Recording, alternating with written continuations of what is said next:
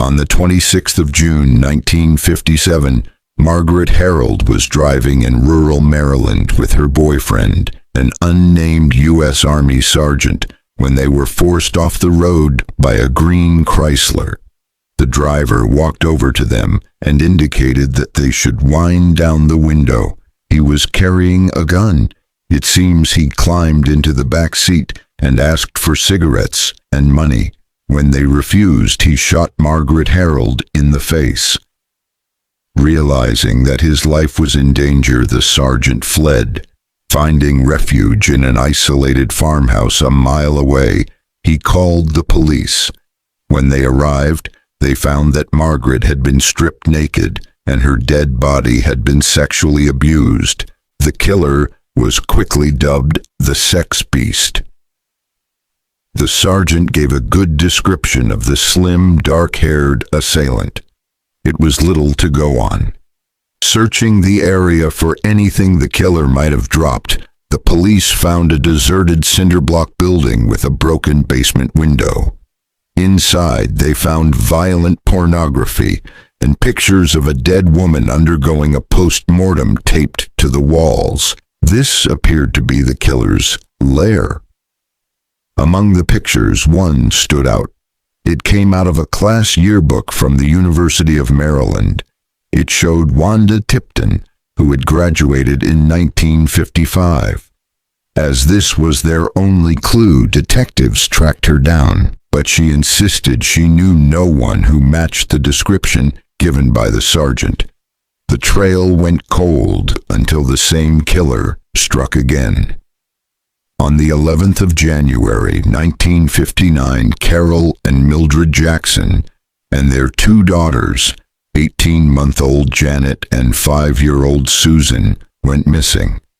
Driving home from a family reunion in Apple Grove, West Virginia, to Falls Church, Virginia, a relative spotted their car abandoned at the side of the road. The car was empty, and when they were called, the police could find no sign of a struggle. The Jacksons, it seemed, had vanished.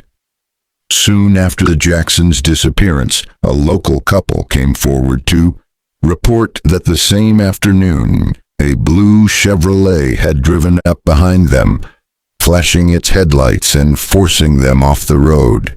A dark-haired man with a menacing manner got out of his car and approached the couple. Sensing danger, they reversed and fled.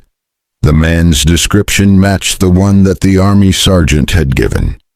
2 months later, Carol Jackson's body was found in a ditch. His hands were tied behind his back, and he had been shot in the back of the head.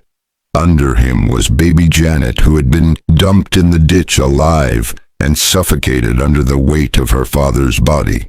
2 weeks after that, 2 boys out squirrel hunting found a shallow grave. In it were the bodies of Susan and Mildred. Both had been raped and bludgeoned to death. Mildred had also been tortured and forced to perform oral sex on her assailant. In a building nearby, seemingly the same cinder block building as before, the police found a red button from Mildred's dress. Outside, there were tire marks from a Chevrolet. High on Benzedrine, the police then received an anonymous letter naming 26-year-old jazz musician Melvin Rees as a possible suspect. It had come from Glenn Moser, who said he had a conversation with Rees the night before the Jacksons disappeared. High on Benzedrine, Rees had outlined his views on the then fashionable existential philosophy, asserting, "You can't say it's wrong to kill. Only individual standards make it right or wrong." He also named Rees as a suspect in the Margaret Harold case. They had been working together in the area at the time. The police tried to track down Rees, but he had moved, leaving no forwarding address. But they discovered that he had been to the University of Maryland, so they contacted Wanda Tipton. Again, she admitted that Rees had been her boyfriend, but she had broken it off after he told her he was already married. A talented player of the saxophone, clarinet, and piano. Rees had dropped out of college before graduating and made a living playing in jazz clubs around Washington, D.C. In 1955, he had been arrested for assaulting an unidentified 36-year-old woman. She said he had tried to force her into his car, but she had escaped. However, the woman decided not to press charges, and the case was dropped. It was found that Rees had moved in with stripper and would-be actress Pat Barrington. They had been living in Hyattsville, Maryland, but had since moved on. Unable to find Rees, the police called in Dutch psychic Peter Herkos, who would later be involved in the hunt for the Boston Strangler and the investigation of the Manson family.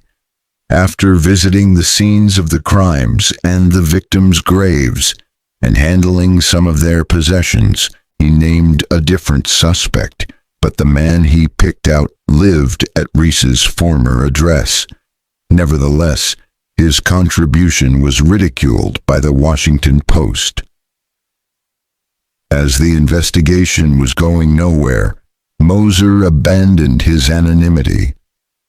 He went to the police with a letter he had received from his old friend Rees, who was then working in a piano store in West Memphis, where the FBI arrested him. At his home, they found a .38 caliber handgun in a saxophone case. It was the gun that had been used to kill Margaret Harold and Carol Jackson. Along with it was a newspaper cutting carrying a picture of Mildred Jackson and a note saying, "Drove to select area and killed husband and baby. Now the mother and daughter are all mine." It went on to describe the sadistic torture of Mildred, concluding, "Then tied and gagged, led her to a place of execution, and hung sick her. I was her master." Tried in Maryland, Rees was found guilty of the murder of Margaret Harold and sentenced to life imprisonment. Then, in Virginia, he was convicted of the murders of the Jackson family and sentenced to death, but capital punishment had been suspended in the U.S. before the death sentence was carried out. He died in prison in 1995. Rees was linked to 4 more homicides around the University of Maryland. All of the victims were teenagers and had been raped. Their names were Mary Shamet, Michael Ann, Mikey, Ryan, Mary Fellers, and Shelby Venable. In 1985, while in prison, Rees talked with a reporter and confessed to the murders of Shelby Venable and Mary Fellers. He was never charged with either crime.